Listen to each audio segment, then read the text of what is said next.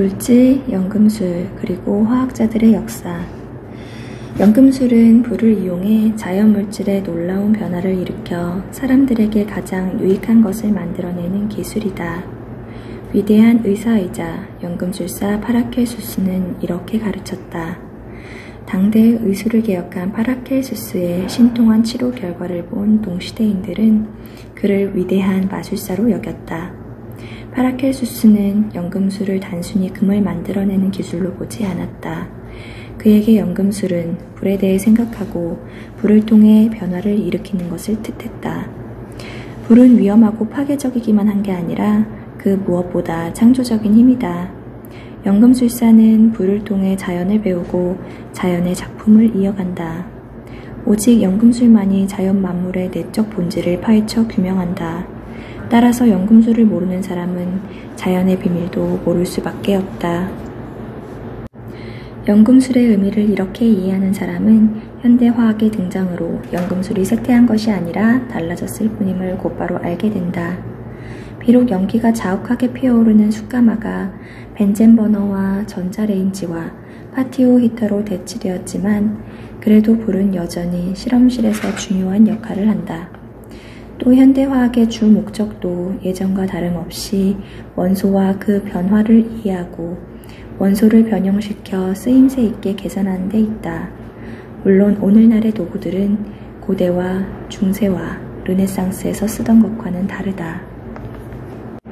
현대화학은 결코 연금술을 포기하지 않았다. 연금술을 일반화시켰을 뿐이다. 현대화학은 금을 만드는 대신 물질의 가치를 변화시킨다. 상대적으로 가치가 적은 물질로 가치가 큰 물질을 만들어내겠다는 아이디어는 그 어느 때보다 오늘날에 더 활발하다. 이 같은 방식으로 연금술은 계속된다.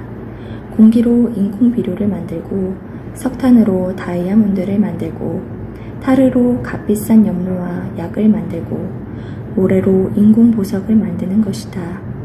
이때 현대화학자들은 연금술사들의 업적을 발판 삼을 수 있다. 현대화학 과정에 반드시 필요한 강한산, 염산, 황산 또는 질산만 해도 모두 연금술의 발명이다. 금을 만들겠다는 생각이 오늘날 우리에게는 터무니없어 보이지만 실제로는 매우 논리적인 아이디어라는 것을 이 책에서 거듭 알게 된다. 현대화학의 기본 개념도 금을 만들겠다는 아이디어를 벗어나지 않는다. 물론 우리는 인조금이 연금술사들을 행복하게 하지 못했다는 사실을 안다. 다른 물질에서 금을 만들어내는 일은 아무도 성공하지 못했다. 하지만 연금술사들은 그보다 더 중요한 다른 화학 과정의 기반을 마련했고 그것으로 금을 사고 불을 축적했다. 그리고 연금술사들은 역사의 흐름에 늘 개입했다. 유럽 도자기의 발명으로 독일 작센 지방 사람들은 부유해졌고 앞서 중국 도자기를 수입해 돈을 벌었던 네덜란드와 영국 무형 상인들은 가난해졌다. 연금술이 꽃을 피운 17세기의 일이었다. 19세기 독일에서 값싼 물질을 화학적으로 변화시켜 중요한 식물성 천연염료 인디고를 제조하는 방법을 고안했다. 이 발명도 역시 경제와 정치의 변혁을 이끌었다. 인도의 거대한 인디고 재배 농장은 하룻밤 사이에 타산이 맞지 않게 되었고 영국인들이 이끌던 인디고 무역 전체가 파산했다. 반면에 라인강의 루드비히 항구에서 시작된 바스프 화학 기업은 크게 성장해 계열 회사를 만들어 시장을 넓혔다. 그러니 영국인들이 인디고 제조법을 두고 빌어먹을 독일 놈들의 발명이라 욕했던 것도 당연하다. 나중에 다시 다루겠지만 하버 공법의 암모니아 합성은 칠레 국가의 주요 수입원이었던 칠레 초석 채굴 산업을 순식간에 파산시켰다. 그런 과정들은 비단 경제 발전에만 영향을 미치는 게 아니라 항상 정치 권력과도 관련되었다. 연금술사와 화학자들은 바보에게 권력을 쥐어줄 수 있고 권력자의 힘을 빼앗을 수도 있다. 이런 일은 역사에서 매우 자주 일어난다. 그 때문에 연금술사들은 그들의 행위로 비롯되는 일에 윤리적 책임을 강조했다. 연금술 저서치고 독자들에게 화학 작업뿐만 아니라 자신에게도 진지하기를 요구하지 않는 책은 없다시피 한다. 연금술사들은 명상하고 기도하고 단식하고 가난한 사람들을 보살펴야 했다. 이처럼 준엄한 윤리적 요구로 연금술사들은 위험한 지식을 절대로 아무에게나 넘겨주어선 안 된다는 점을 명심했다. 하지만 현대화학은 연금술사들의 윤리를 망각해버렸다. 현자의 돌은 단순히 수은을 금으로 변화시키는 것이 아니라 효과 좋은 약을 만드는 것이기도 했다. 그래서 중국 연금술사들이 바라듯이 약을 먹으면 아주 오래 살거나 심지어 죽지 않는다고도 했다. 이 같은 궁극의 목표도 알다시피 이루어지지 않았다. 하지만 연금술사들과 화학자들은 질병치료 분야에서 엄청난 성과를 거두었다. 파라켈수스도 치료약 발견이 연금술 연구의 가장 중요한 목표라고 했다. 그는 약재 자원의 범위를 크게 넓혀 동식물에서 얻는 전통 치료약 외에 연금술사들의 화로와 증류기에서 추출한 것도 치료약에 포함시켰다. 독에 대한 그의 가르침은 오늘날에도 혁신적이다. 독은 적정량을 쓰면 치료 효과가 있으므로 연금술사는 독을 기피할 게 아니라 독에 대해 정통으로 알고 활용해야 한다는 가르침이다.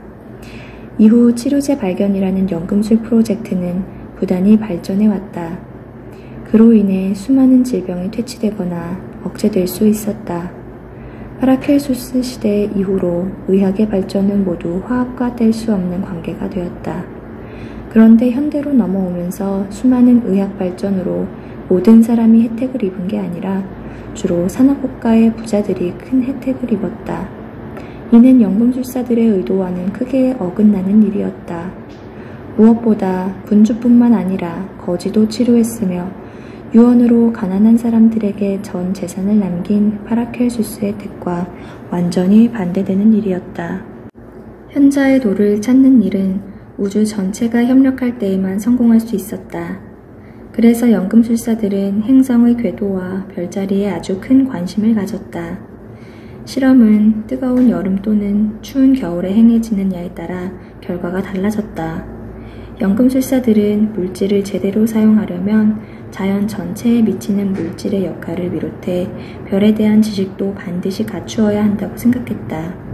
물질을 살아있는 자연으로 여겼던 연금술사들은 흙 속의 금속이 해를 거듭할수록 점점 더 가치가 커지는 좋은 포도주처럼 숙성한다고 믿었다. 납은 은으로, 은은 금으로 숙성하는 것이다. 다만 금속의 숙성은 포도주처럼 몇 년이 아닌 수백 년에 걸쳐 훨씬 더 천천히 진행된다는 게 다를 뿐이었다. 그러나 연금술사들은 불을 다루는 기술로 금속의 숙성 과정을 빠르게 할 수 있었다.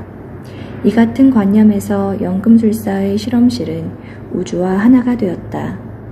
연금술사들이 다루는 물질은 죽어있는 것이 아니라 자신들과 마찬가지로 우주의 거대한 관계에 속한 한 조각의 생명이었다.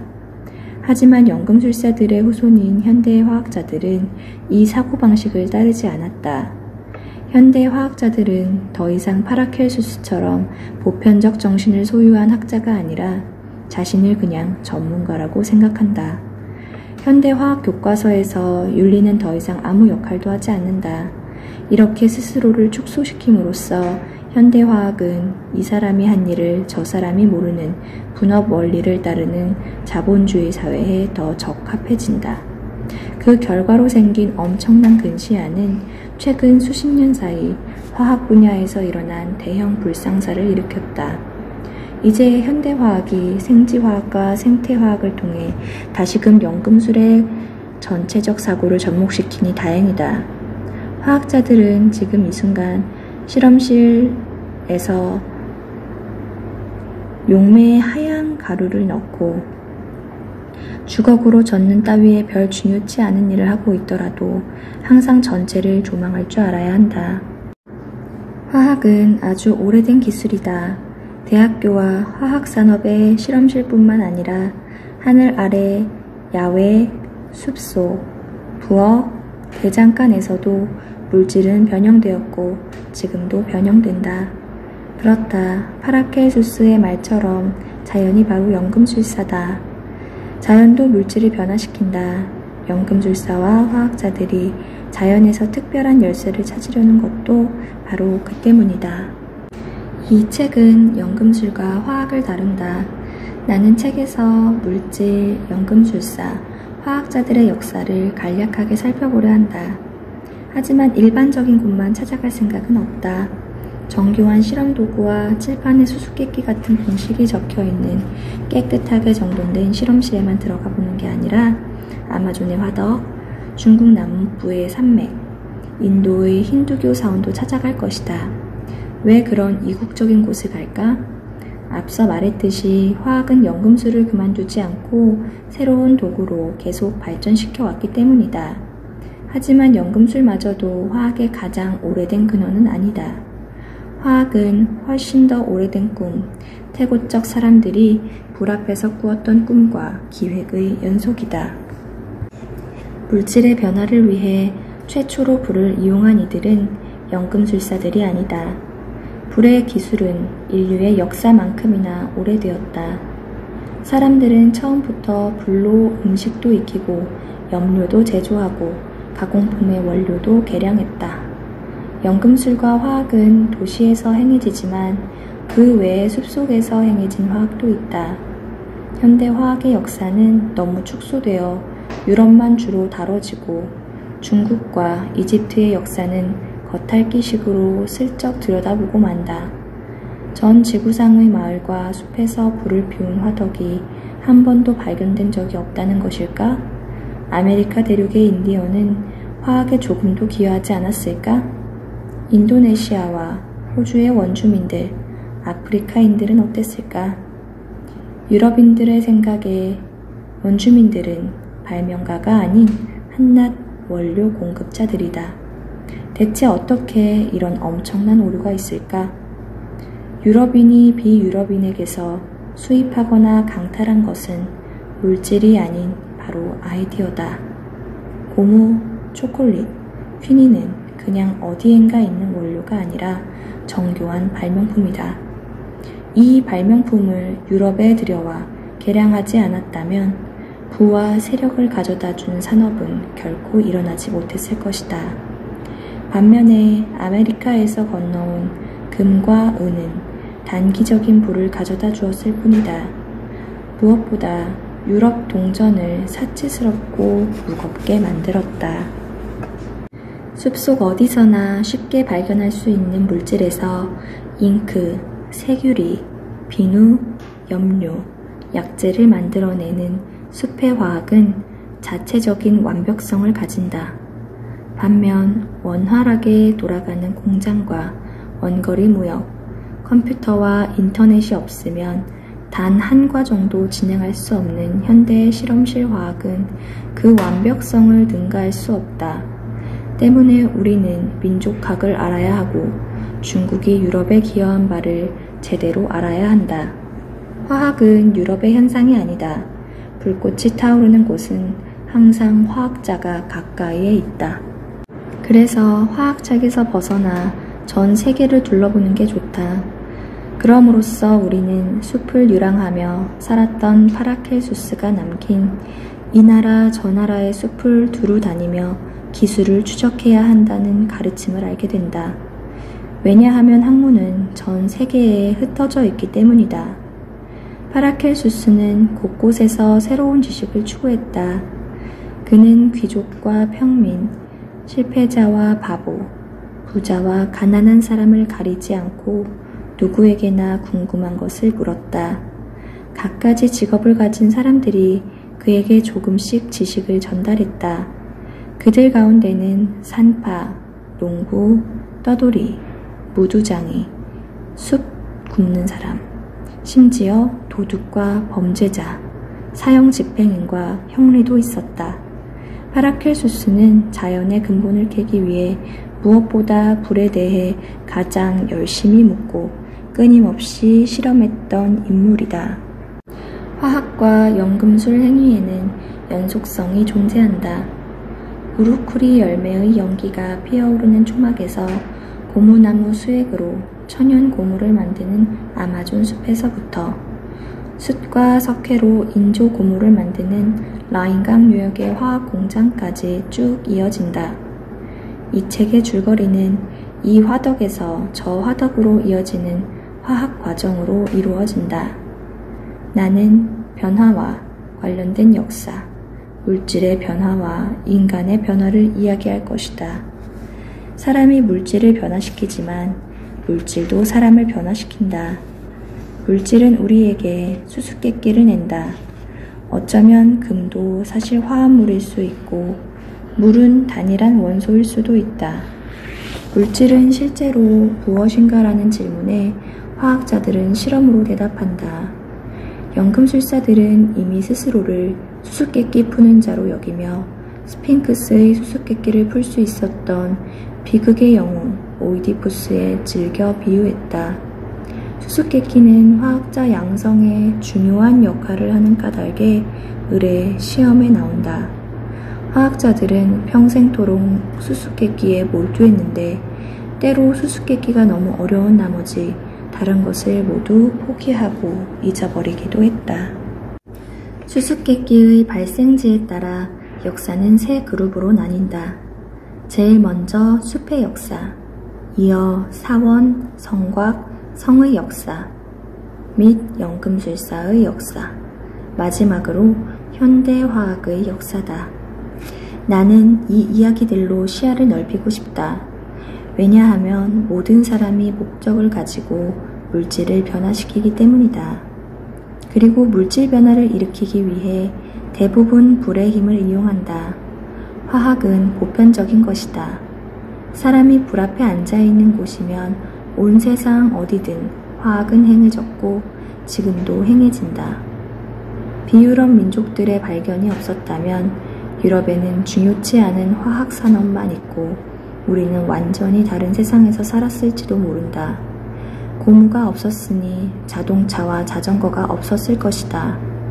퀴닌이 없었으면 최초이자 지금도 효과가 뛰어난 말라리아 예방약은 없었을 것이고 코카콜라 산업도 결코 존재하지 않았을 것이다. 화학약품을 다룬 책들은 읽을 만한 게 많이 나와 있다. 나는 결코 흰 가운으로 상징되는 실험실 화학을 무시하려는 게 아니다. 하지만 인간은 흰 가운을 입기 전에, 아니 옷이라는 것을 처음 만들기도 전에 먼저 물질을 다루었다. 우리의 선구자는 물질이다. 내가 일부에서 이야기하려는 역사의 주인공은 바로 물질이다. 역사에 이어 실험들이 나온다.